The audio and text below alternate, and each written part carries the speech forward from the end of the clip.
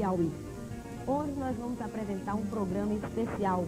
É uma entrevista com Sua Excelência, o governador do estado, Dr. Alberto Tavares Silva, que já se encontra aqui conosco. Boa tarde, doutor Alberto. Boa tarde, tudo bem? Eu fico satisfeito de poder vir mais uma vez a TV Timon, cumprimentar piauienses e maranhenses e ficar à disposição para essa entrevista que eu creio que vai esclarecer a muita gente o que muita gente não sabe e gostaria de saber. Vamos começar. Vamos começar. O senhor acha que o seu governo foi satisfatório? Quer dizer, o senhor acha, para o senhor, se sentiu realizado com o seu trabalho desenvolvido à frente do governo do estado? E o povo? O senhor acha que o povo também ficou satisfeito? Bem, nós temos que dividir essa pergunta em vários segmentos. Um governante que tem experiência deve saber que o povo precisa, em primeiro lugar, que os seus anseios maiores sejam atendidos.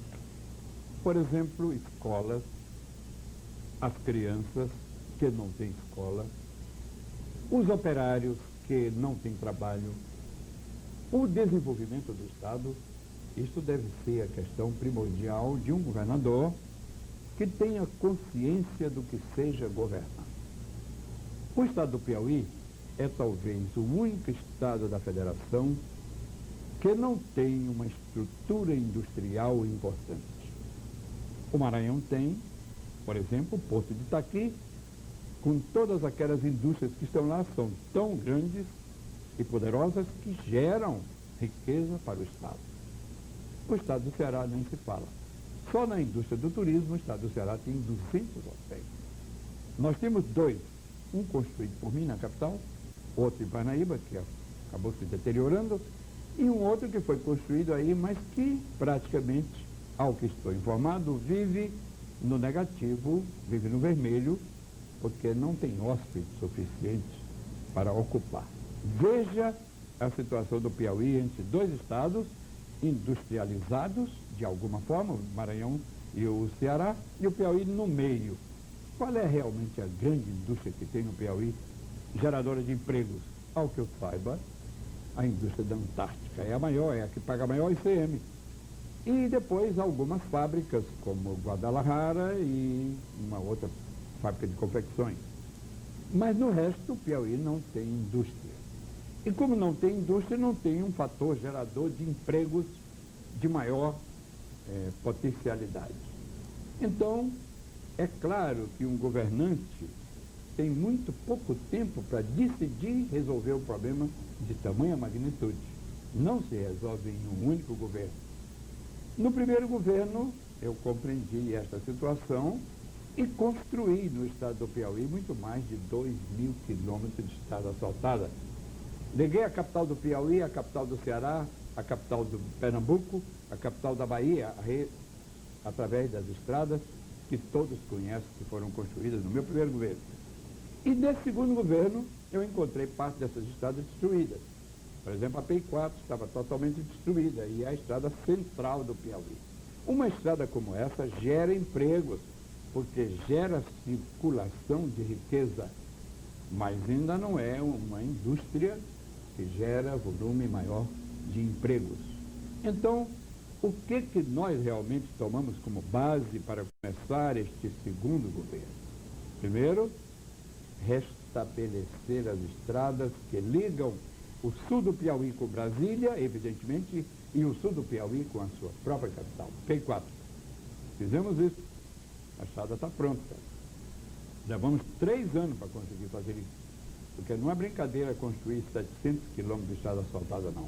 E foi o que nós tivemos que fazer. Mas, além disso, nós convidamos, porque o sul do Piauí tem um planalto, semelhante ao planalto goiano, onde você tem possibilidade de plantar soja, que é a riqueza de um país como o nosso, como o Brasil. O Brasil exporta 20 milhões de toneladas de soja. E essa soja é produzida onde? No sul do país. Toda no sul. Existe uma parte já produzida no Maranhão, por exemplo, na região de Balsas, de Tasso Fragoso, e uma outra produzida na Bahia, na região de Barreira. E o sul do Piauí tem mais de 2 milhões de hectares de terra capaz de se adaptar à construção de estradas, de eletrificação, de movimentação de calcário que resulte na produção de soja.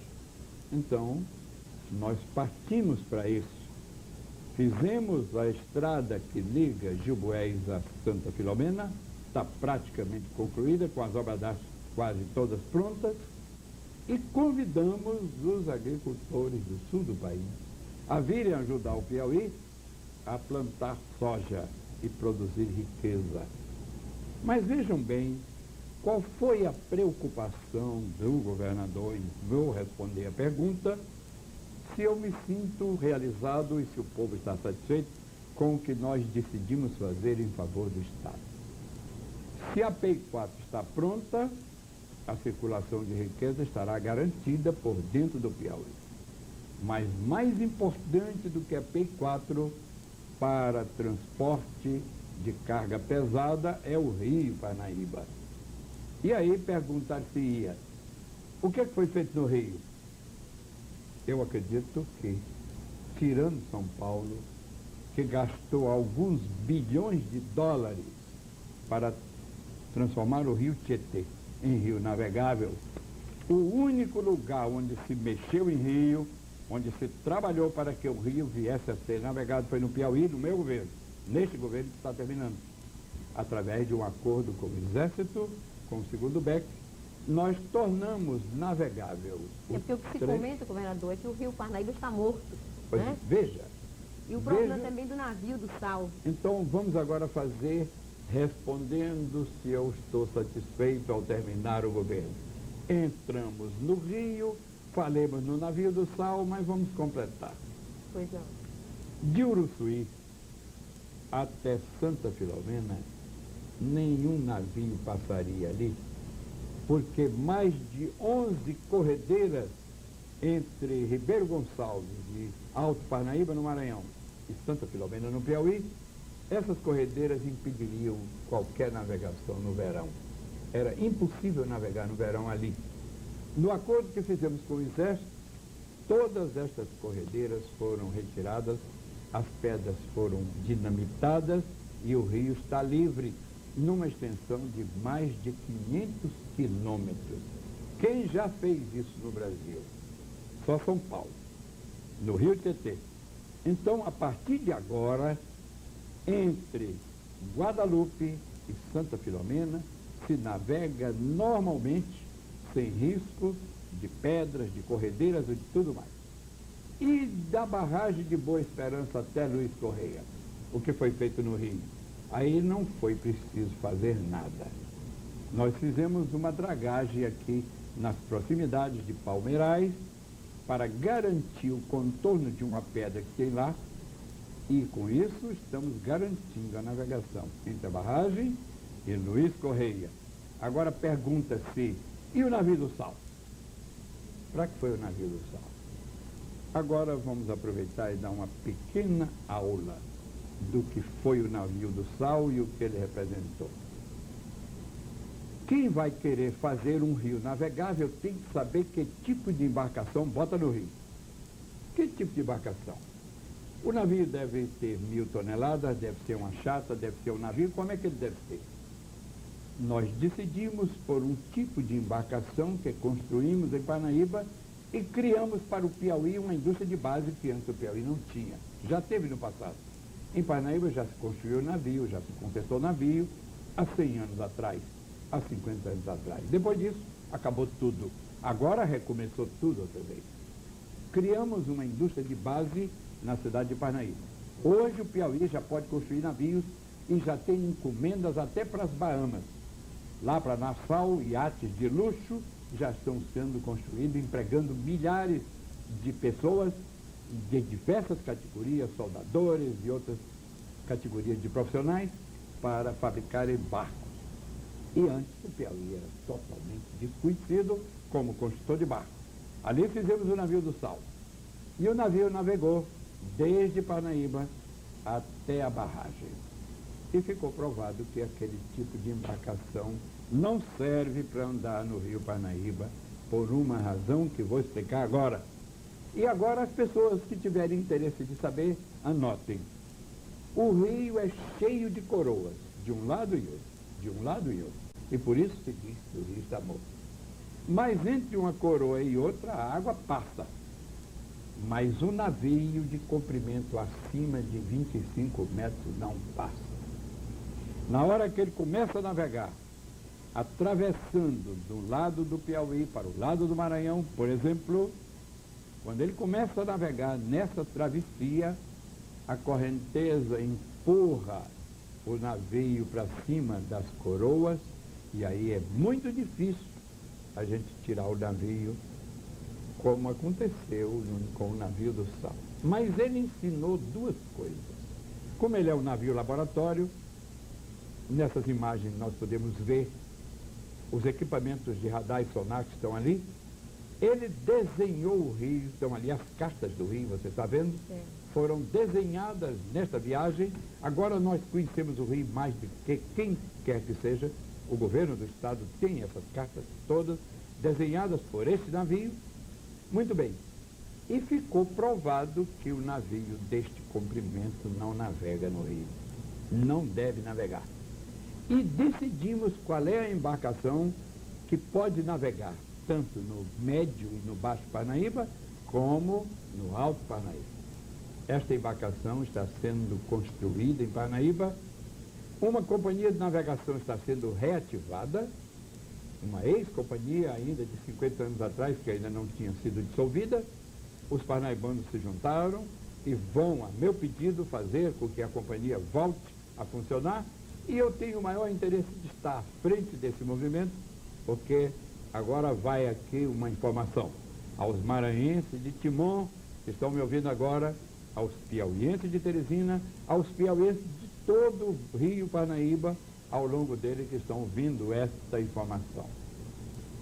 Antes de eu deixar o governo, vai parar aqui, e eu faço questão que esta embarcação pare aqui em Timon, pare em Teresina, cheia de sal. A embarcação que foi projetada a partir do desenho que o navio do Sal proporcionou aos engenheiros calculistas, como é que deve se fazer um navio para navegar no Parnaíba.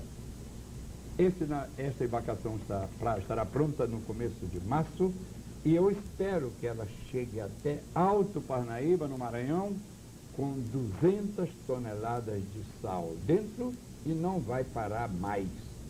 Vai recomeçar e daí para frente os caminhos do sal, aquilo que eu prometi aos piauienses, que reabriria o rio e que navegaria o rio e que o rio seria os caminhos do sal e na volta traria a soja para a riqueza do Piauí e do Maranhão, isso vai ficar concluído. Bom, vamos agora para um bloco de comerciais e voltaremos em seguida. Instante de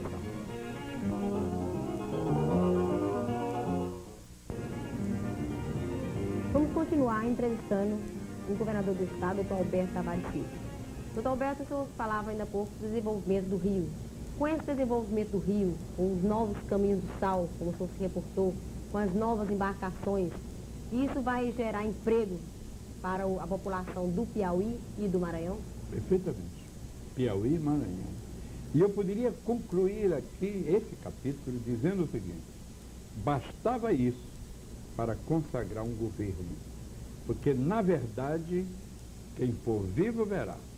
Depois de começarem as embarcações subirem e descerem o rio, como há 50 anos atrás, como há 100 anos atrás, e que gerou tanta riqueza para o Piauí, depois que isso acontecer, vocês vão ver, não só Teresina, como Timon, como Floriano, como Guadalupe, como Ribeiro Gonçalves, como Tasso Fragoso, como Nova York, como Alto Parnaíba, como Santa Filomena, e descendo o rio até a cidade de Parnaíba, você vai ver o grande movimento, plantações, transporte, empregos, que a navegação do rio vai gerar para o Piauí e para o Maranhão.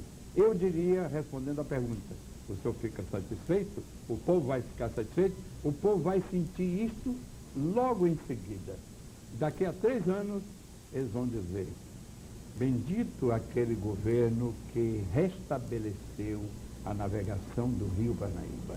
Se Deus quiser. E mais, a eclusa de Boa Esperança vai ser concluída por força do transporte que vai começar. Porque nós não vamos parar. Nós vamos levar sal até o extremo sul do Piauí, em Alto Parnaíba e Santa Filomena, e esse sal vai para Goiás, e na volta as embarcações vão trazer soja de Taço Fragoso, de Balsas, de Barreiras, e provavelmente virão para Teresina, e aqui serão industrializadas as sementes dessa soja, o milho, o arroz e tudo o que tiver lá, e até gado, que em Goiás tem em quantidade. Então, a navegação do rio forma um corredor de tamanha potencialidade que o Piauí vai passar a história ao lado do Maranhão, naturalmente, com seu grande rio, servindo como o indutor do progresso. Essa era uma realização que sozinha, repito, consagraria um governo. Mas nós não ficamos só nela. E por aí nós entramos e fizemos hospitais, e estradas, e eletrificação, e hotéis no litoral que esperamos ver concluído para que se inclua uma nova indústria no estado. Eu vou dar um simples exemplo aqui para os que acreditam em turismo, para lembrar. No mundo inteiro, o que se gira em termos de turismo são 2 trilhões de dólares. Depois da indústria bélica, que é a que, vamos dizer assim, movimenta mais dinheiro no mundo inteiro, depois da indústria bélica, a indústria que mais gera dinheiro circulando é a indústria do turismo. 2 trilhões de dólares. Portugal fatura 20 bilhões de dólares. A Espanha fatura 40 bilhões de dólares em turismo. A Inglaterra, a França, a Itália, todos esses países, os Estados Unidos. E o Brasil fatura quanto? 1,4 bilhão, não vale nada. Se o Brasil faturasse 30 bilhões de dólares em turismo, isto valia muito mais do que muitas das coisas que o Brasil faz e que não gera tanto dinheiro para a sua população. E no Piauí, governador? Por isso que eu fiz os hotéis, o barco de turismo, que tem sido criticado, mas que a população do Piauí vai reconhecer em pouco tempo, que eu espero que grupos empresariais se interessem pelos hotéis, pelo turismo, pelo Delta do Rio, pelo navio Antares, que já navegou lá e que saiu em edição nacional, todo mundo viu. Na hora que começar a corrente turística para dentro do Piauí, para as belezas das suas praias, para a beleza do seu delta, que uma parte é no Maranhão, outra parte é no Piauí, quando isso acontecer, a quantidade de empregos que essa indústria gerará lá é tão grande que os que vierem depois de mim vão sentir as razões pelas quais eu enveredei por esse caminho. O Rio como um grande indutor de desenvolvimento e o turismo no litoral também. Agora, de quebra, nós trabalhamos em favor da população em vários outros setores. Vamos citar alguns. Olha aí o Hotel de Luiz Correia. Imagens bonitas, esses motéis. Esses hotéis de Luiz Correia, Por que pessoas ficaram que... parados? Porque acabou o dinheiro e nós agora estamos procurando parceiros para entrarem, como o atual governo deseja, que se faça a privatização de todos os empreendimentos. Estamos procurando parceiros, estamos encontrando para terminarem e começarem uma corrente turística no litoral do Piauí, com as suas ilhas, com seus 2 grandes hotéis, o de Parnaíba e o de Luiz Correia, e ainda o Porto das Barcas, que tem 200 anos de existência, o fastígio do início da colonização do Piauí no litoral. Tudo isso em favor de um turismo que vai gerar empregos e dólares para o país e cruzeiros para os piauienses. Então, eu acho que só aí eu já justificaria a ação deste governo. E alguém poderia perguntar, bem, mas no seu governo o banco foi fechado. Muito bem, nós podíamos discutir isso agora. Eu gostaria que o senhor se reportasse ao assunto do banco, que amola a propulsora do desenvolvimento do Estado. Tudo bem. Toda essa coisa que aconteceu, eu gostaria que o senhor explicasse a atual situação do banco. Muito bem. O Banco do Estado do Piauí foi fechado da maneira mais esquisita que eu já vi, e já sou governador pela segunda vez. Quando eu era governador a primeira vez, eu encontrei o banco falido. Mas naquela época, era a época do milagre brasileiro. Havia dinheiro sobrando no país todo. E não foi difícil para nós conseguir injetar dinheiro no banco e salvamos o banco da falência naquela época, 71 a 75. Quem foi funcionário do banco sabe que o que eu estou falando é absolutamente verdade. Agora, dessa vez, não. Nós encontramos o banco com uma dívida muito grande, que não me adianta agora estar discutindo coisas do passado. A dívida da Cepisa para com o banco, a dívida de particulares, a dívida de várias outras origens, e nós tentamos consertar o banco. Nós podíamos ter feito como o Maranhão fez e como o Ceará fez. Nós podíamos ter pedido a intervenção do Banco Central. O Maranhão fez e o Ceará também. E o Banco Central entrou, botou dinheiro dentro dos dois bancos, saneou e devolveu aos governos estaduais. E por que essa intervenção não foi feita aqui? Eu não pedi porque achava que não era difícil. Eu já tinha consertado esse banco uma vez, tentei a segunda vez. Quando eu vi que com aquela inflação galopante a que o país estava submetido, nós não tínhamos jeito. O que deu a situação de dificuldade foi quando quebrou o Banco de Alagoas. Foi o Produrban. Na hora que foi feita a intervenção no Produrban, todos os depositantes de bancos particulares que negociavam com o Banco do Piauí retiraram os seus depósitos. E o Piauí ficou com o seu banco à mercê de uma situação dificílima. Aí eu pedi a intervenção. Aí o Banco Central fez a intervenção no Piauí, no Banco do Piauí, para consertar o banco. Administrou 15 meses o banco. E, em vez de consertar o banco, foi fechar o banco. Isto é, que a intervenção piorou a situação do banco. Eu acredito que foi o que aconteceu, porque um belo dia eu recebo um telefonema às 10 horas da noite do presidente do Banco Central dizendo que ia liquidar o banco. Não só o Banco do Piauí. Ia liquidar o Banco do Piauí, o Banco do Rio Grande do Norte e o Banco da Paraíba. E eu disse, você tem a força para liquidar, mas eu vou derrotá-lo na justiça, porque você não pode fazer isso, porque a Constituição não lhe permite. Ele decretou a liquidação do banco, eu entrei na justiça e ganhei. Ganhamos a questão. Agora o que é que nós queremos fazer? Queremos discutir com o Banco Central uma nova forma de banco, que no próximo intervalo eu explico. Nós vamos para um outro bloco de comerciais e voltaremos dentro desse vídeo.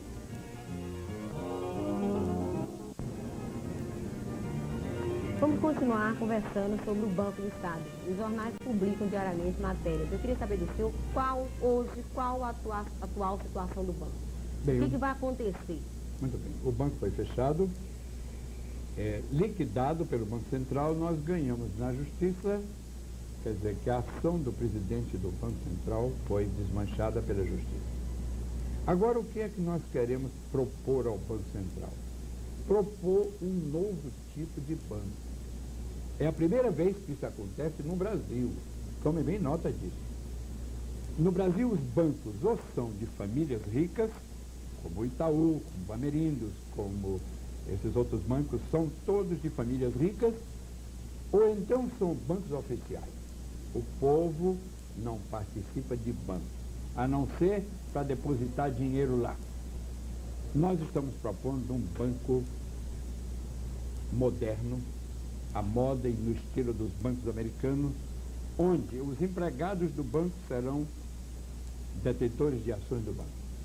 Os empresários também, os prefeitos e o governo do Estado. Mas o governo não será mais majoritário.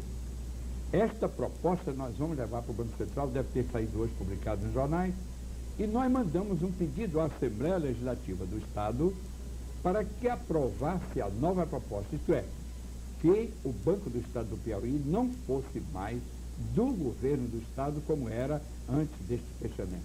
Isto é, fosse agora daqui para frente um banco, como eu disse, moderno. E os senhores deputados aprovaram a nossa proposta. Eu quero mandar aqui os meus cumprimentos a todos os deputados, quer do nosso partido, quer do partido contrário, que aprovaram a nossa proposta. E também dizer que tenho informações que o governador eleito do Piauí, o senhor Freitas Neto, recomendou, tomando conhecimento que a proposta do governo atual é muito boa para o banco, recomendou esta aprovação. Então, governador, vamos lá. eu concordo com o senhor, acho certo, com os deputados também, mas e a população, o número de desempregados, o povo, a população, ele está compreendendo essa situação, está aceitando plenamente? O problema não é esse. Você, para explicar à população, o que é mais importante? O banco está fechado e tem 1.200 pessoas paradas, desempregadas, são funcionários do banco, mas estão sem receber porque o banco está fechado. Nós queremos urgentemente que o Banco Central aprove a nossa proposta, que contém uma participação do empresariado, dos empregados do banco, das prefeituras e do próprio Estado. Aprovando isso, se o Banco Central aprovar a nossa proposta, dentro de um mês o banco estará aberto e todo mundo estará trabalhando. E aí, sim, todo o povo pode participar, porque com a abertura do capital do banco, qualquer cidadão pode comprar uma ação do banco. E este banco vai ser um dos mais fortes e mais poderosos de todo o Norte e Nordeste, por uma razão muito simples. Por exemplo, os bancos que estão aqui e que são de outros estados, negociam aqui, mas o lucro deles vai para o estado de origem. Se o Banco do Estado do Piauí pertencer aos empregados do banco, aos empresários do Piauí, ao povo do Piauí e ao governo do estado, junto, toda a renda, todo o crescimento do banco fica aqui mesmo, em favor do próprio Piauí. Esta é realmente a parte mais importante de nossa proposta, que o banco será um banco realmente, um banco socializado, um banco democraticamente socializado, ao estilo dos bancos europeus e dos bancos americanos. É a primeira vez que se faz isso no Brasil. E eu estou informado que o presidente Ibrahim Heres já tomou conhecimento disso e acha que esse é um bom caminho. Eu espero que ele aprove, que o presidente Collor recomende que seja aprovada a nossa proposta, já que a Assembleia Legislativa já aprovou, já que o novo governador eleito, o senhor Freitas Neto, acha também que essa proposta é boa, que se aprove isso com urgência, porque não é uma questão de vaidade de ser comigo ou com o novo governante. O que é importante é abrir o banco no menor espaço de tempo possível para que a população, para que os empregados do banco não fiquem sem receber o seu salário, como está acontecendo hoje.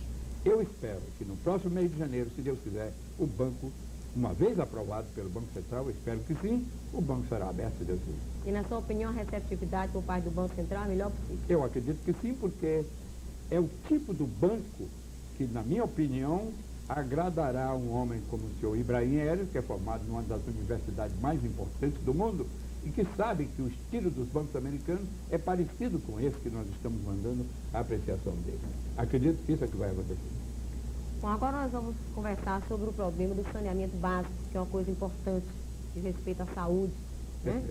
Como é que anda o saneamento básico? Em que fase está de conclusão? O que já foi feito em termos de saneamento básico no Piauí? Muito bem, vamos começar por todas as cidades. Certo. Quando eu fui governador a primeira vez, eu coloquei água em mais de 60 cidades do estado. E coloquei energia elétrica também. E na capital, Teresina, eu completei o trabalho feito pelo governador Elvídio Nunes, de então, uma pequena parcela de esgoto sanitário foi iniciado no governo Elvídio e concluído no meu governo. Mas de lá para cá, nenhuma coisa mais foi feita em relação a isso. Então agora você pode ver, nós já instalamos na cidade de Teresina, na capital do Piauí, só para o abastecimento de água, nós já instalamos mais de 500 quilômetros de tubos. Dá para ir de Teresina quase a Fortaleza.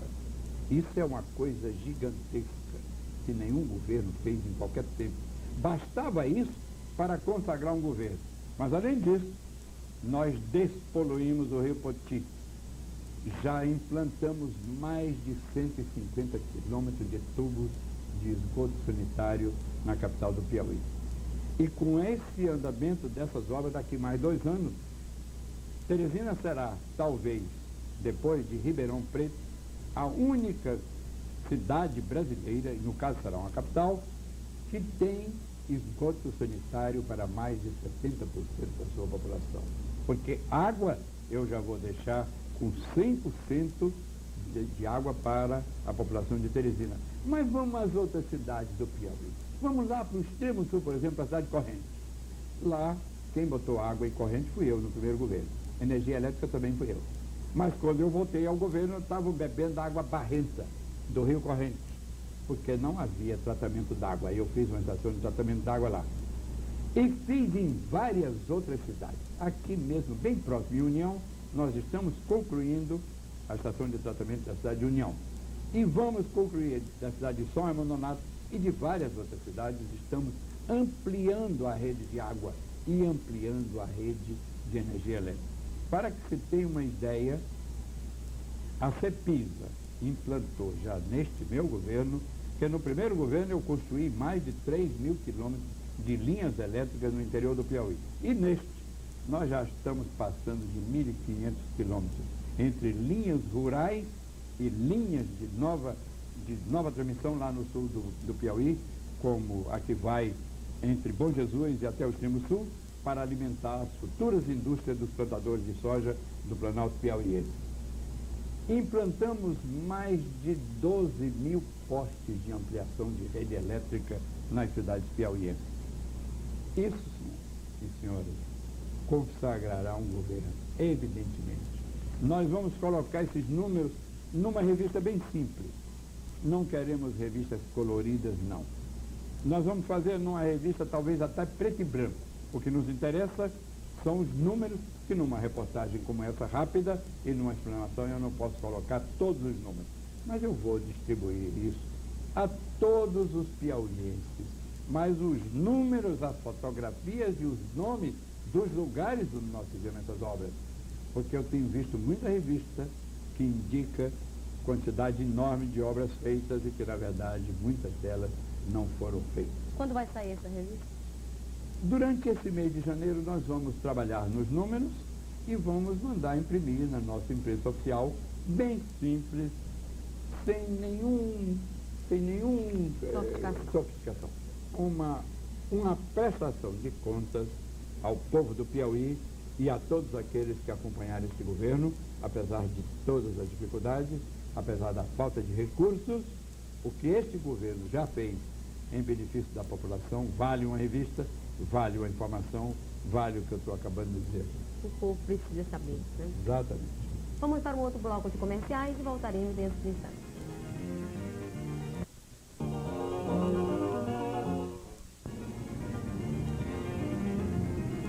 Bom, governador, agora nós vamos nos reportar a saúde no Piauí. O Piauí é um estado que tem uma condição de saúde, de uma maneira geral, a população muito precária, né? Aumentam cada vez mais o número de doenças infecciosas e parasitárias. O que o senhor fez, está fazendo e ainda pretende fazer até o final do seu governo sobre a saúde do povo piauiense? Eu acho que eu poderia dizer aqui agora, sem que isto represente nenhuma crítica a quem quer que seja, mas não há dúvida nenhuma, sem qualquer dúvida, o doutor Leônidas Melo, médico que foi interventor do Piauí em 1937, aí pelos idos de 38, 39 ou 40, fez o Hospital Getúlio Vargas, que é um grande hospital regional e que depois foi ampliado em alguns governos. Eu mesmo fiz várias modificações naquele hospital. Mas hospital público no Piauí, ninguém bate o governador Alberto Silva. Ninguém. Nenhum governador. Porque todos os hospitais grandes, públicos que existem no Piauí, depois do Getúlio Vargas, foram construídos por mim. Vamos só em Teresina. Vamos olhar Teresina Nova. Atrás do Getúlio Vargas tem um belo hospital, o hospital ambulatório foi construído por mim. Do lado esquerdo do Getúlio Vargas, você tem o Hospital de Doenças Contagiosas, que é um dos melhores hospitais do país para atendimento de doenças do tipo contagioso, não existe igual. Creio que melhor do que aquele não existe no país. Eu fiz embaixo, encontrei destruído, fiz um segundo em cima já desse governo. Construí, trouxe da Inglaterra uma maternidade de 270 leitos, que é a melhor maternidade pública que tem em todo o nosso Nordeste. Ninguém se compara com aquela maternidade. Ao lado, construí o Instituto de Perinatologia, que é um novo hospital, um hospital que ajuda a trabalhar a mulher gestante, as crianças. É algo novo no país. O próprio ministro Alceni disse que não conhecia igual aquele. Ainda neste governo, construí vários hospitais no interior do estado. Já inaugurei de São Pedro, de Palmeirais, de Jaicóis, vamos inaugurar em Buriti dos Lopes, vamos inaugurar em Água Branca, vamos inaugurar em Corrente, vamos inaugurar em Canto do Buriti, ampliação, vamos inaugurar vários outros. Ao todo são 12 hospitais construídos no interior do Piauí. E na capital, como eu acabei de dizer, ampliamos a rede de atendimento. O Hospital Getúlio Vargas foi ampliado, montamos uma nova UTI, uma das mais modernas que existe no Norte Nordeste, está lá no Getúlio Vargas, foi ampliado com vários serviços novos incorporados, como aquele, talvez só tenha em São Paulo igual, para tratamento de queimados. Por exemplo, quem tiver queimadura de 2º ou 3º grau aqui no Nordeste, não precisa correr para São Paulo, não. Corra para Teresina, porque lá tem um excelente serviço já construído neste governo. Então, em matéria de saúde pública, postos de saúde, unidades mistas, um engenheiro, que não é médico, um engenheiro construiu a maior rede hospitalar de todo o estado do Piauí, foi construído por mim no primeiro e no segundo governo. Logo, neste particular, eu me sinto inteiramente realizado de ter podido contribuir para a saúde da população do meu estado.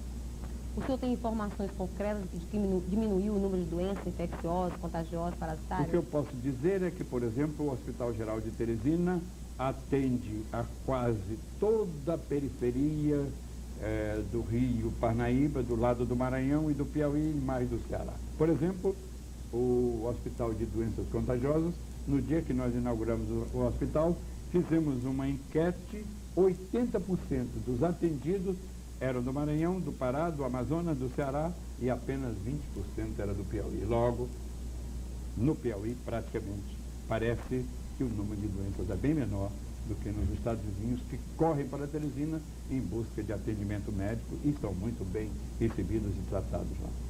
É o que se sabe por aí. Por aí.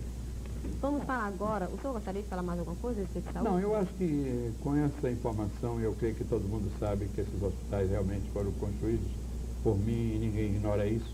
E nem eu carrego isso como nenhuma vaidade. Acho que é obrigação de um governante cuidar da saúde pública como cuidar da educação. Se eu fosse falar em educação agora, diria que no primeiro governo eu construí 1000 salas de aula. Ninguém construiu tanto. E nesse governo eu tive que recuperar 1000 salas, porque encontrei destruída a maioria delas, como as carteiras e tudo mais. Mas isso é um outro assunto, é um assunto que o governo federal tem que entrar nisso, porque nenhum governo estadual tem condições e capacidade para entrar num circuito tão amplo e tão grande como é a educação de uma população inteira, de um país enorme como o nosso e de uma pobreza extrema como é o Nordeste. Agora, o que eu poderia dizer é que no campo da educação nós inovamos em 2 pontos. Mas em 2 pontos da maior importância é que, ao contrário do que se fala, do que se diz, que crianças estão na rua abandonadas porque não têm apoio do serviço social, isso aí é pura balela. É coisa de adversário que quer botar defeito onde não tem. Nós criamos um sistema de ensino pré-escolar que não existe no país nem parecido. É o projeto Casa Escola. Por quê? Porque as crianças de 2 a 6 anos não têm escola, a não ser os filhos dos ricos, que podem mandar seus filhos para as escolinhas da tia Joaninha e outras, mas é paga e é caro.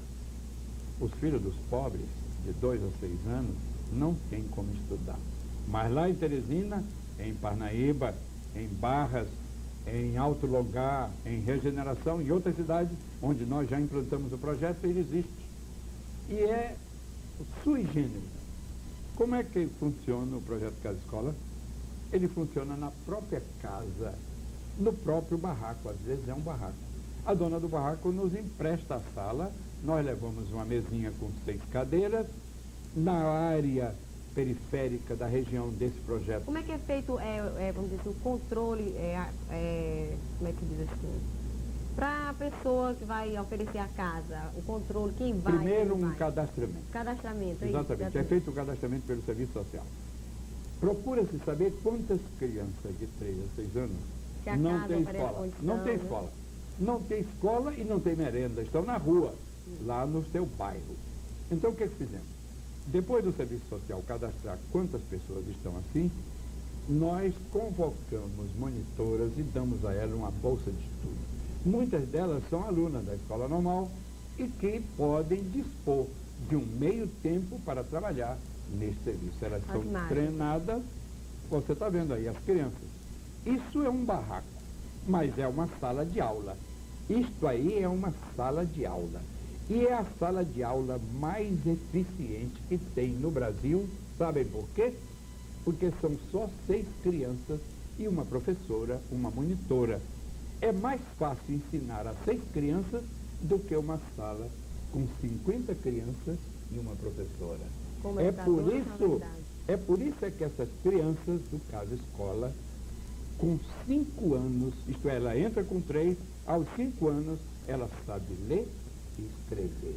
E mais, como a mãe se interessa também, coitada, muitas delas analfabetas, elas se interessam, a monitora aproveita o intervalo e também alfabetiza a mãe e o pai destas crianças.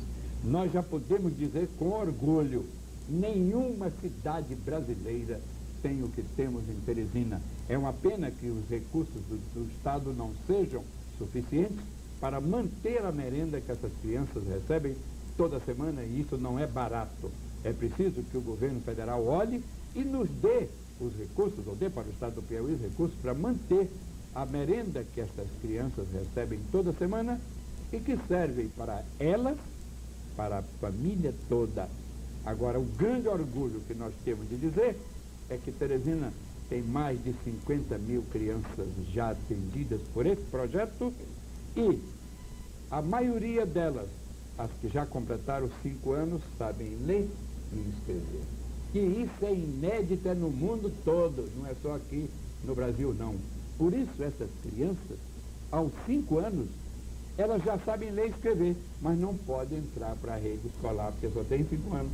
Então, aos 6 anos, a rede escolar do Estado pode receber uma criança dessa e não entra no primeiro ano, não, entra no segundo ano.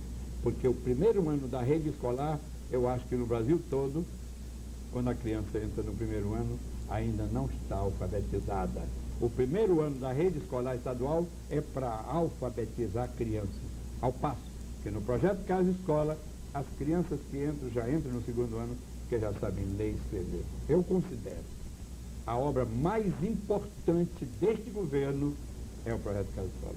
Eu gostaria que o senhor emitisse sua opinião, governador, a respeito também do projeto de alfabetização do governo federal. Eu diria que a forma melhor de alfabetizar é esta aí. Por exemplo, se eu estou com as crianças dentro da própria casa delas, eu aproveito a oportunidade para alfabetizar a mãe e o pai. Em vez de levá-los para uma outra escola, e a prova está, é que esses números vão aparecer na revista. O projeto Casa Escola já alfabetizou. Mas não é alfabetizar de assinar o nome, não. É alfabetizar ensinando a ler e a escrever. O projeto Casa Escola já alfabetizou, principalmente em Teresina, mais de 10 mil mães de família. Isso é um orgulho. Eu carrego esse orgulho, juntamente com as que fazem o projeto Casa Escola, orgulho sadio, não vaidade. Orgulho de poder ter contribuído para ajudar a população do meu estado a se alfabetizar. Eu creio que o governo federal devia mandar fazer uma observação. Vou convidar o ministro da Educação que mande uma equipe dele verificar como é que se alfabetiza um adulto através do projeto Casa Escola. Muito bem. Nós vamos para um bloco de comerciais e voltaremos dentro do instante.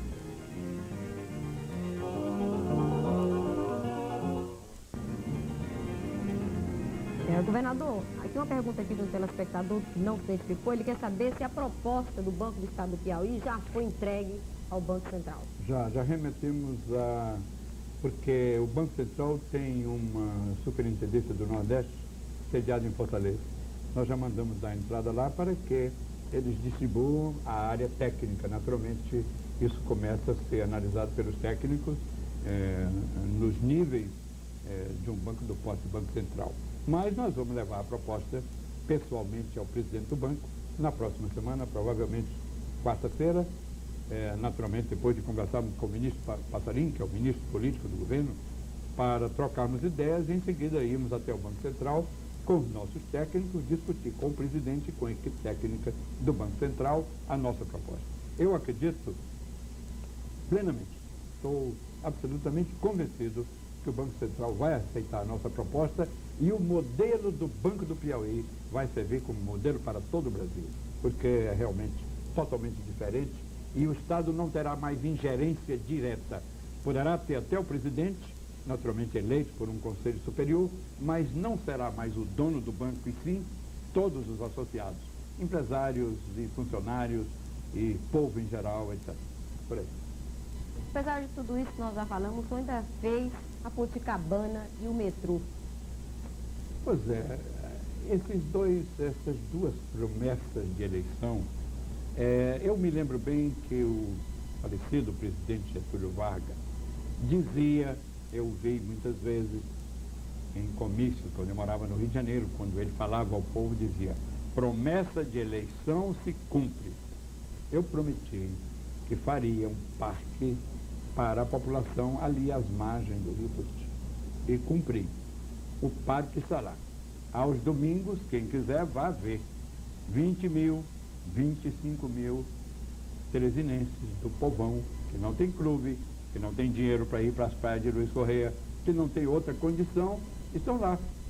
Logo, o povo aprovou e nós estamos satisfeitos de termos podido cumprir.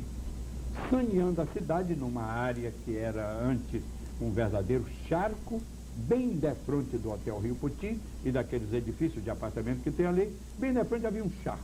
Quando o Rio Poti subia, alagava aquilo tudo e a água ia chegar lá perto daqueles postos de gasolina que todo mundo conhece ali. Depois daquele muro, que é um verdadeiro obra de arte, aquele muro de arrimo que protege o parque contra inundações, está lá o parque pronto. E o metrô. Isso aí. Isso é um cartão de visita. Isto é um cartão de visita da capital do Piauí. Quem visitar Teresina obrigatoriamente vai olhar a Poticabana. E aí, isso aí, gente do povo. Isso aí é uma pista de skate projetada exatamente como uma pista de skate de qualquer país civilizado, de qualquer país adiantado do mundo, inclusive no Brasil. É um belo parque e o povo, é para o povo que ele foi feito. E eu me sinto muito feliz de ter feito, apesar de todas as críticas, apesar de tudo que se diz. E mais, aí neste parque tem uma fábrica de alimentos, que vai aos poucos sendo posta em funcionamento, e em breve a população vai ter alimentos baratos, em condições satisfatórias, nutritivas, para um povo cujo poder aquisitivo é bem pequeno. E além disso, é evidente que nós temos o metrô. E aí... Tudo isso eu gostaria de perguntar ao senhor, e a manutenção disso aí, como é que está sendo? Está sendo muito difícil? Atualmente nós estamos mantendo isso com a própria venda dos alimentos lá dentro. É suficiente para manter. É claro que ainda temos que ajustar algumas coisas, mas futuramente, provavelmente, nós trataremos de colocar isso à iniciativa privada, com certeza, vamos colocar antes de deixar o governo, para que o parque seja administrado e não sofra solução de continuidade. Da mesma maneira como nós fizemos com o Zoo Botânico, que fizemos uma fundação, e é a fundação que cuida do Zoo Botânico, que é outro parque construído na minha administração e reconstruído agora para o povão. Agora, naturalmente, você perguntou pelo metrô. Metrô, em qualquer país civilizado do mundo, transporte urbano é a terceira coisa mais importante para o povo. O povo tem que ter saúde, educação, segurança, lazer, mas transporte. Ninguém trabalha sem se transportar. E é drama em todos os países do mundo. É difícil organizar.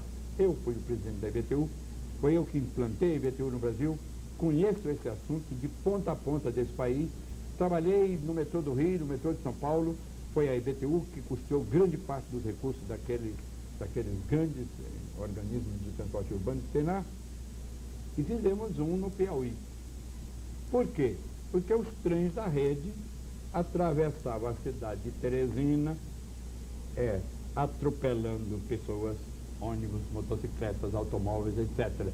E ninguém poderia evitar isso, porque a rede tem que fazer os seus trens passarem por dentro da cidade, entre São Luís e Fortaleza. O que fizemos?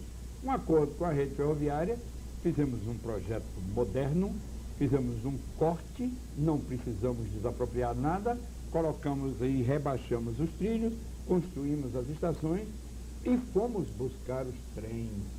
O difícil nesse país é o trem, porque no Brasil não se fabrica trem a motor, não.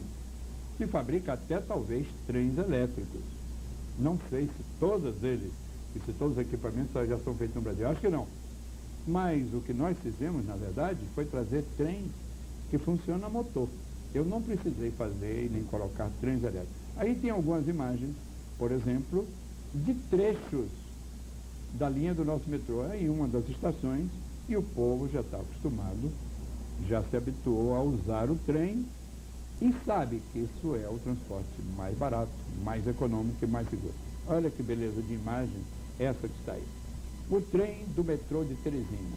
E em Fortaleza não tem, em Natal não tem, em João Pessoa não tem, em Recife tem, em Salvador não tem. Lá está, metrô de Teresina. Quem visitar a capital do Piauí sabe que agora tem um metrô. E isso representa uma grande facilidade para os que precisam se transportar, e para a capital do Piauí é um orgulho dizer-se: Teresina tem metrô. Olha a beleza desse trem por dentro. Olha a facilidade, e igual a qualquer trem de metrô de qualquer lugar do mundo, não tem diferença nenhuma. Nem do Rio de Janeiro, nem de São Paulo, nem de qualquer lugar. Nós nos sentimos orgulhosos de ter podido dar. Olha a cabine do trem. E olha, um trecho da linha sendo ocupada pelo trem do metrô de Teresina. Isso, eu acho que bastava isso. Olha o povo esperando o trem. Não tenha dúvida, isso é uma novidade, isso é uma revolução, isso é um excelente trabalho, isso está funcionando. Criticar isso, eu me sinto feliz de poder ter contribuído para que a capital do Piauí se orgulhe de ter um serviço de trem da qualidade desse que vocês estão vendo as imagens aí. Eu sinto orgulho, não vaidade, orgulho. É um governador realizado. Graças a Deus, e olha aí, o trem passando, o trem chegando, o trem encostando nas suas plataformas, modernas, simples, econômicas e funcionais. Eu creio que os teresinenses se orgulham do seu metrô. E eu, como governador que estou deixando o governo, me sinto satisfeito e realizado de ter podido dar à capital do Piauí um serviço tão bonito, tão bom e tão eficiente quanto é o nosso metrô. Agora eu gostaria que o senhor respondesse uma coisa. O senhor fez tudo isso pela capital do Piauí, pelo desenvolvimento do Piauí, pelo interior do Piauí. No último pleito eleitoral, o senhor apoiou o professor Walter Reis para a candidatura para ser o substituto ao governo do Estado. No entanto, ele foi derrotado. Tudo bem.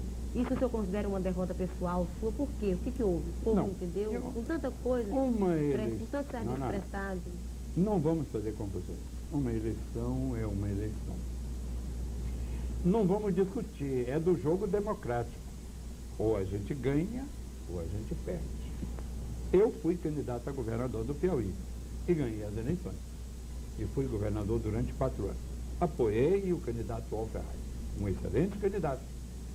Fez tudo o que tinha que fazer, visitou o interior todo, mas perdeu, o outro teve mais votos. Isso é do jogo democrático. Eu não considero que ninguém tenha sido derrotado. Eu acho que é do jogo democrático. O Piauí escolheu outro candidato. Aliás, foi o mesmo candidato que concorreu comigo no outro pleito. Mas uma coisa eu posso dizer. Dentro do próprio jogo democrático, o nosso partido, a nossa coligação, elegeu 13 deputados estaduais. Isso é uma força política e muito grande.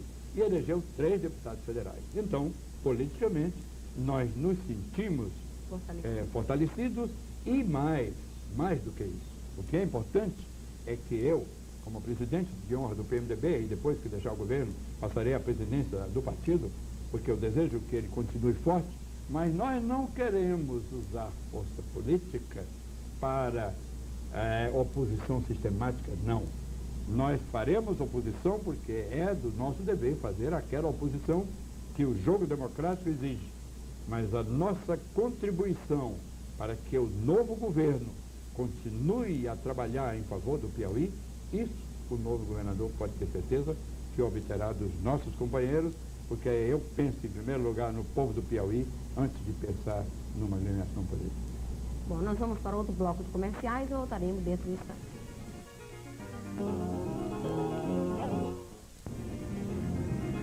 Bom, governador, agora nós vamos falar de um assunto que não poderia deixar de ser mencionado, porque está doendo no coração do povo piauiense a respeito do pagamento do funcionalismo público. Muito bem. Os jornais publicam que o senhor começou o mês de outubro, me parece, e que no final de janeiro estaria concluído. E a respeito de novembro, dezembro, janeiro, fevereiro e 13º, o senhor vai deixar para o próximo governo pagar? Nós poderíamos fazer uma análise sobre isso bem clara, para que não haja dúvida no espírito nem do povo, nem dos que estão assistindo a este programa. Até o mês de julho deste ano, nós vimos mantendo rigorosamente em dia o pagamento do funcionalismo, rigorosamente em dia. Eu posso pedir as folhas na Secretaria de Fazenda e expor sem nenhuma preocupação de qualquer espécie de crítica. Mas houve um momento em que o fundo de participação subiu. Num mês, ele subiu 1 bilhão e 400 milhões de cruzeiros. Nesta hora, houve uma pressão para que o governador concedesse um aumento ao funcionamento. Nomeamos uma comissão, a comissão estudou com muito cuidado. Antigamente nós dávamos só bônus para evitar de não poder pagar, mas a comissão achou que se havia um aumento no FPE de 1 bilhão e 400 milhões no mês, era provável que isto ia continuar nos meses seguintes.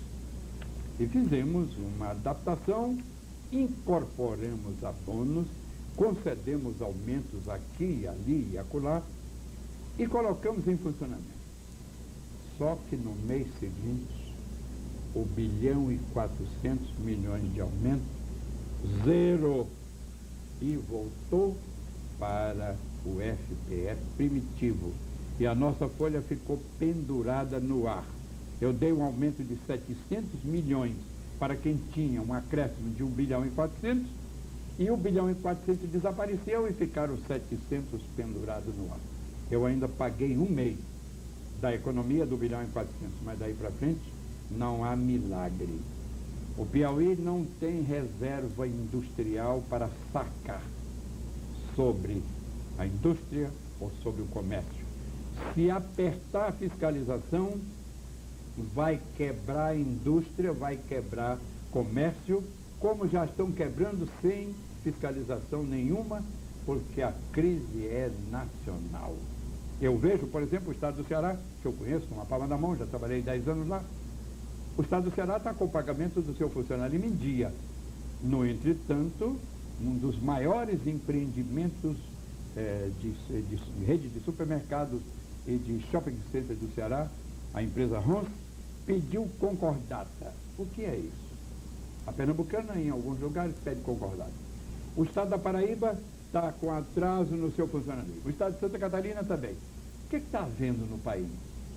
Aqueles estados que têm uma estrutura mais sólida, isto é, que o FPE não pesa, porque tem no ICMS a fonte maior de suas finanças, esses estados estão sofrendo menos. Mas não há dúvida que nós estamos em cima de uma crise. E esta crise, queira Deus que o propósito, o projeto político do presidente Collor com a sua equipe econômica dê certo. Porque até agora o que nós estamos vendo é que o enxugamento do dinheiro, isto é, tirar o dinheiro de circulação, os bancos estão subindo juros. Ninguém se atreve a tirar dinheiro em banco para fazer qualquer investimento porque não pode pagar o tamanho dos juros. E as firmas estão demitindo gente, encolhendo as suas atividades.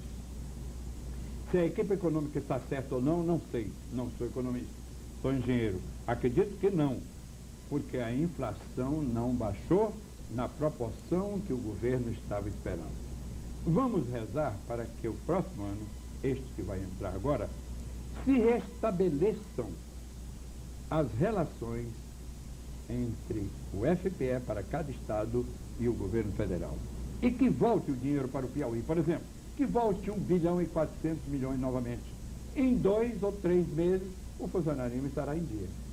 Mas se não vier, vai ser muito difícil, porque o Piauí não tem uma estrutura capaz de provocar uma renda deste valor mensal para cobrir a diferença.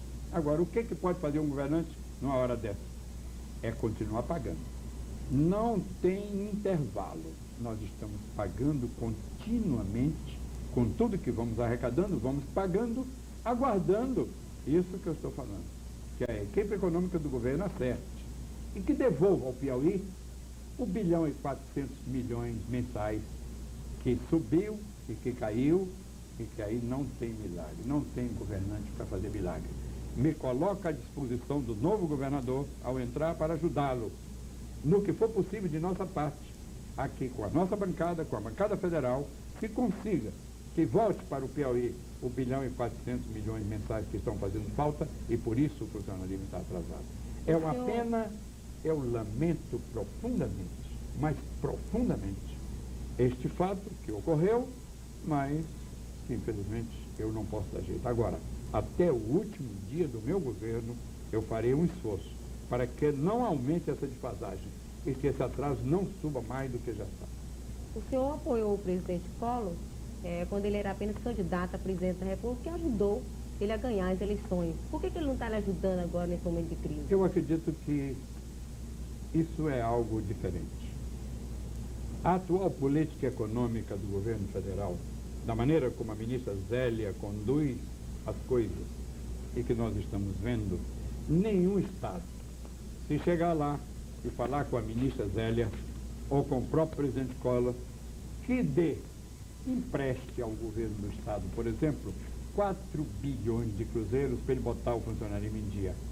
Eu acredito que a resposta seria: se o governo federal está demitindo funcionários, e isso é verdade, todo o país sabe, está havendo demissões em todo lugar, ele iria emprestar dinheiro para pagar o funcionalismo. Então, terá que haver uma outra forma. O que tem que subir é o FPE subir enquanto o Piauí se desenvolve, para que o seu ICMS seja suficiente para pagar a sua folha. Porque seria muito cômodo para o governante fazer a mesma coisa que o governo federal faz, demitir. Demitia 50 mil, é verdade que aí o dinheiro dava para pagar o resto. Mas eu não farei isso. Primeiro, porque o Estado é muito pobre. E por menos que seja, por mais atrasado que seja, o salário do funcionário público é vital para ele. Eu não demitiria ninguém e ficarei até o fim do meu governo, não faria isso nunca, como não fiz no começo do governo. Muitos estados demitiram. O estado do Ceará demitiu 40 mil no começo do governo e por isso equilibrou lá a sua folha até hoje. Eu não faria isso aqui no Piauí. Acho que é preferível é que vamos rezar para que a política econômica do governo federal dê certo, que o imposto de renda suba e que o FPE dos estados cresça a ponto de se poder botar em dia a folha de pagamento do Piauí. Eu disse e repito, lamento profundamente não poder fazer isso, mas quem sabe se não aparecerá o milagre. Quem sabe se janeiro e fevereiro o FPE dobre de valor, e aí nós já nos aproximaremos mais. E o novo governador, ao entrar, terá só que pegar mais 2 meses e colocar em dia o funcionamento. Eu rezo para que isso aconteça em favor do povo piauiense. E voltando um pouco a nível estadual, o pagamento do funcionalismo não é só isso, né? E os credores, o que os credores estão Isso, na verdade, nós iremos fazendo tudo para que, também estão atrasados, à medida que nós formos pagando, nós vamos reservando uma parcela para pagar os credores. Eu espero, se Deus quiser, que antes de terminar o governo, não se fique devendo a ninguém dos que fornecem do seu capital para os serviços do Estado. Bom, vamos para um outro bloco de comerciais e voltaremos dentro do instante.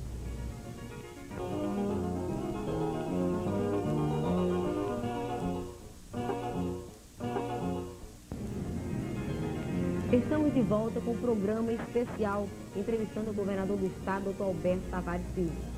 Dr. Alberto, o ano de 90 foi um ano muito difícil. Dizem que 91 será ainda mais duro. De que modo está o Piauí para enfrentar essas dificuldades? O senhor já começa a se desligar ou continua ligado, ou isso é uma preocupação para o próximo governo somente? Não, eu acho que nenhum piauiense pode se desligar do problema que diz respeito ao povo. Eu não sou daqueles que imagina que se as coisas estão difíceis, eu deixo o outro que resolva. Não. Eu acho que todos têm obrigação. O que deixa o governo, o que vai entrar, os deputados todos e aqueles que acreditam no futuro desse Estado têm que juntar esforços. Aliás, ninguém pode pôr em dúvida o que eu estou falando, porque aí, pelo segundo ano do meu governo, eu fiz uma proposta de união pelo Piauí, como eu assisti no Ceará, uma ocasião em que todos os partidos se reuniram para lutar pelo desenvolvimento do Estado. E acredito que isso foi tão importante que hoje você vê o que é o Estado do Ceará. Sua capital industrializada foi daquela época a industrialização do Ceará. A introdução da indústria do turismo também foi daquela época, a eletrificação e tudo mais. Eu fiz parte da equipe daquela época em que houve a união pelo Ceará. Então, por que é tão difícil no Piauí essa união de pensamento do desenvolvimento? Não vamos discutir, seria um problema complicado. Mas o que eu quero dizer é que todos têm que se unir em favor do Estado. Não se pode jogar, nem no atual, nem no futuro, a culpa do que puder acontecer. Acho que o nosso Estado merece o esforço de todos. Eu estou convencido que eu fiz o que pude.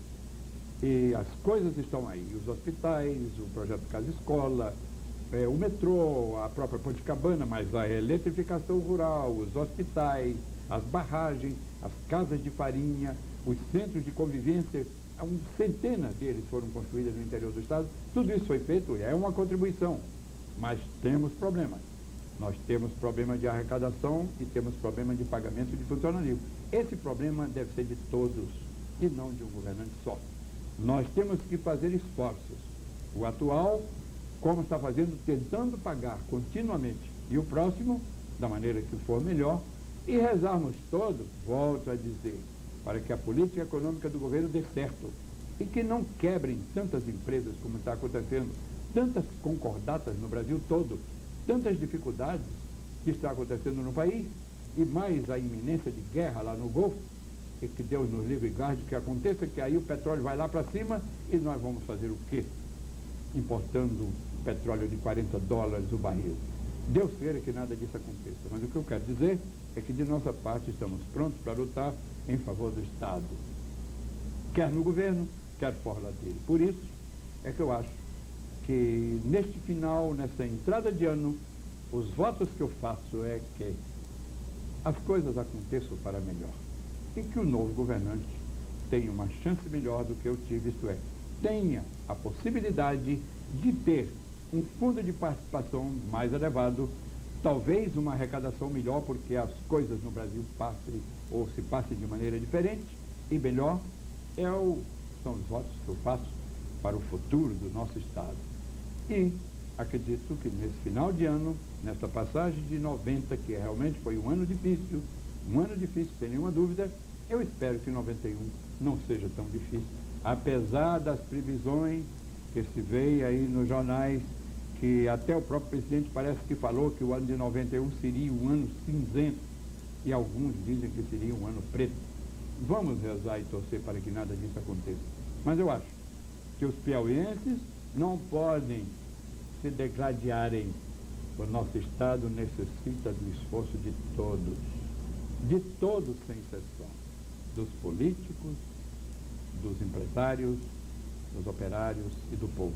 Eu fico feliz, por exemplo, de ter assinado já uma concorrência e a partir do ano de 1991 vão ser construídas no interior do Piauí, na própria capital, 8.000 casas populares. Isto representa um emprego a mais de 5 ou 6 mil operários, não tenho dúvida. E é provável que eu ainda deixe mais uma segunda concorrência pronta e aprovada para mais 5.000 casas. Isso representa trabalho, isso representa emprego para os operários do Piauí.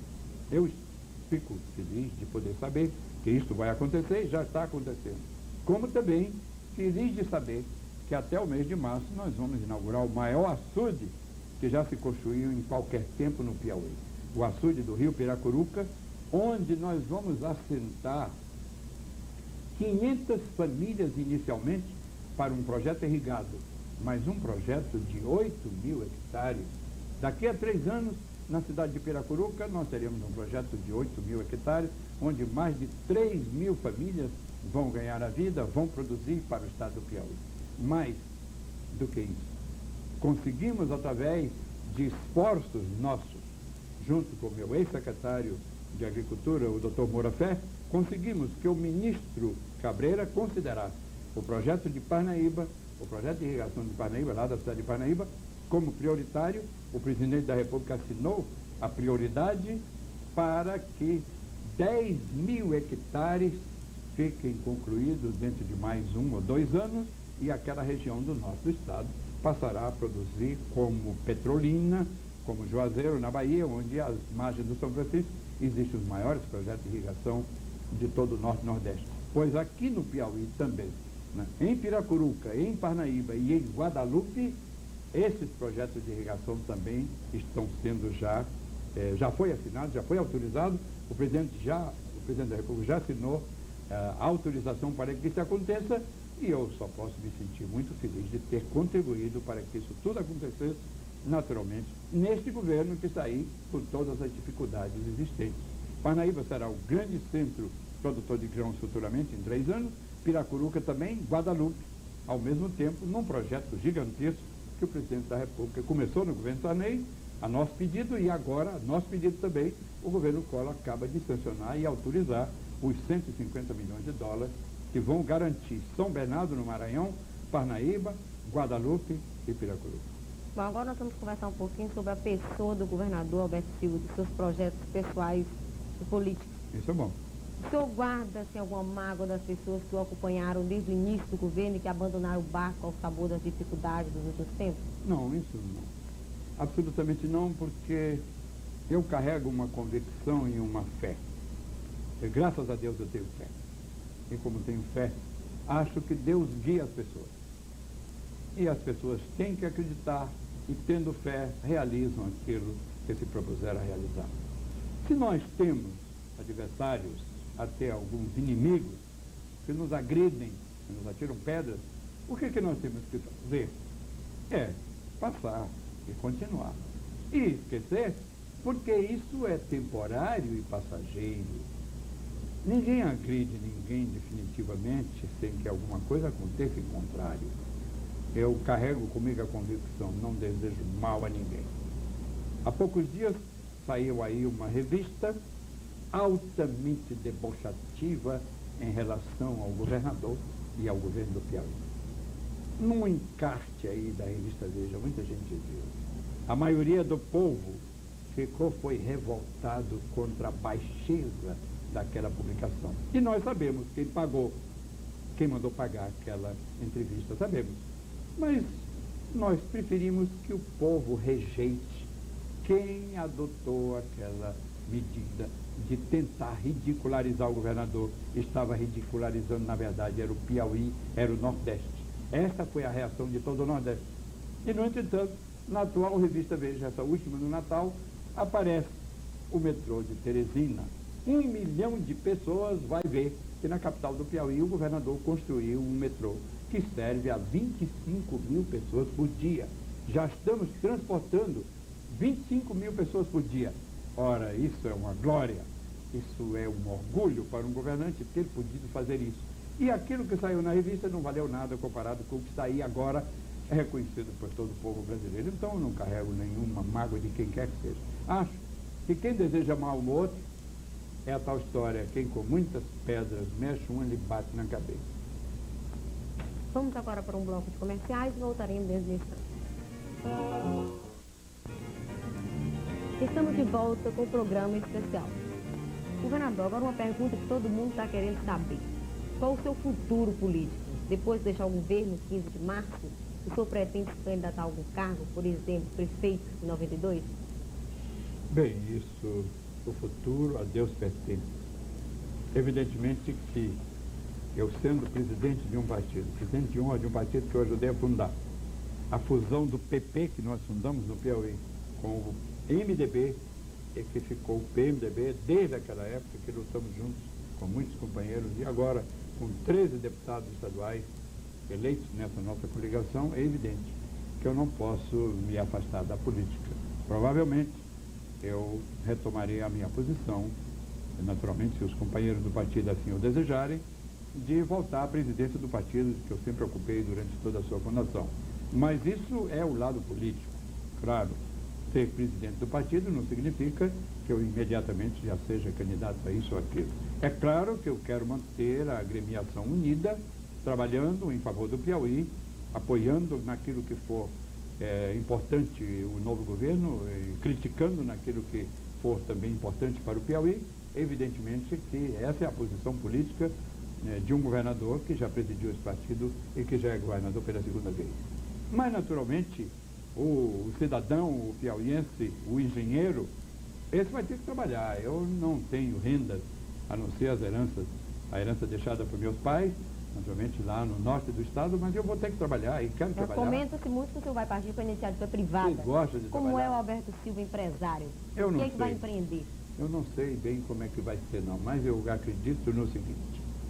O meu avô era comandante de navio no Rio e eu muito me orgulho disso.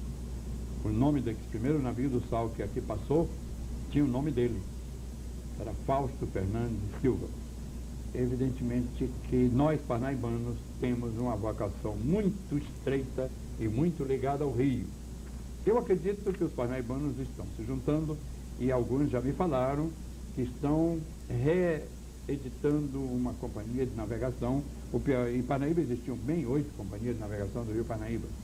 Uma delas parece que ainda continua e essa companhia está sendo reativada. Alguns parnaibanos estão se juntando, estão reunindo recursos e estão me convidando para comandar uma companhia de navegação do Rio. Já que eu falei nos caminhos do sal, estão construindo as embarcações do futuro. As embarcações que navegam com um calado de 50 centímetros apenas, carregando 200 toneladas de sal num sentido e 200 toneladas no sentido inverso de grãos do sul do estado. Eu me empolgo com esse tipo de ação porque nasci na beira do rio, vendo os rebocadores, vendo os navios, vendo as embarcações, vendo o progresso de Parnaíba naquela ocasião. É claro que isso empolga qualquer engenheiro como eu. Naturalmente, essa é uma primeira ideia, mas é evidente que eu gostaria de trabalhar na empresa privada e aproveitar os anos que me restam de vida e a energia que, graças a Deus, Deus me concedeu. Eu não tenho preguiça de trabalhar e eu costumo dizer que desde pequeno eu comecei a trabalhar com 11 anos, quando era apenas um garoto e fui contratado. A minha mãe me disse que eu estava contratado, eu já disse isso aqui uma vez. Eu era um garoto que estudava piano com a minha mãe, que era pianista. Eu aprendi a tocar piano quando pequeno. E aí, naquele tempo, no cinema mudo, o cinema não tinha som. E era obrigado a ter uma orquestra para que acompanhasse as cenas do filme, do cinema mudo. E ali você tinha uma orquestra completa, você tinha piano, você tinha vários instrumentos. Eu comecei a trabalhar com o piano. E era pesado, porque a sessão começava às 7 horas da noite, ia até às 10, todos os dias, e não tinha nem sábado, nem domingo, não tinha folga. Era assim. E a minha mãe dizia que trabalho não mata ninguém. E eu acho que não mata. Mata é a ociosidade. E como eu gosto de trabalhar, tenho certeza que ao deixar o governo não vou poder ficar parado, nem quero, e vou entrar firmemente, por exemplo, se for o caso, dirigindo uma companhia como essa, que garante a navegação do Rio, e voltar a ser aquela pujança que eu alcancei no passado, eu me sentirei muito feliz de poder contribuir ainda com a minha experiência e com a energia que, graças a Deus, Deus me concedeu, de lutar e trabalhar pelo Piauí nesse novo caminho, o caminho do sal. Bom, eu acho que eu tenho certeza que o senhor gostaria agora de dirigir uma mensagem de ano novo ao povo do Piauí e do Maranhão. Eu diria assim, a ambos, com o nosso grande rio que une os dois estados e não separa, que o ano de 91 seja próspero para todos, para o Piauí e para o Maranhão, para os maranhenses e para os piauienses. De nossa parte, estaremos prontos para ajudar no que Deus nos conceder. E espero que o próximo ano não seja cinzento, não. Seja um ano cheio de alegria e que possamos ter renda suficiente, colocar em dia o funcionalismo do meu estado, gerar riqueza e empregos, colocar o rio navegando, criar aquilo que todo o Nordeste precisa, isto é, emprego para a sua população. Que Deus nos abençoe a todos para que tudo isso aconteça. E que 91 seja um ano feliz para todos os que estão me ouvindo, para todos os maranhenses, para todos os piauienses. Para o senhor, um feliz ano novo. Muito obrigado. Bom, a TV Timon encerra por aqui o programa e agradece a todas as manifestações de Feliz Ano Novo de Natal que recebeu, e muito especialmente ao senhor Wilson Nascimento, Superintendente Regional da Polícia Federal. Eu, particularmente, desejo um feliz ano novo a todos os piauienses e a todos os maranhenses. Desejo que acabe no coração de algumas pessoas a mesquinhez, né? A maldade, que cresça o amor e o carinho. São os meus votos. Boa tarde, Piauí. Boa tarde, Maranhão.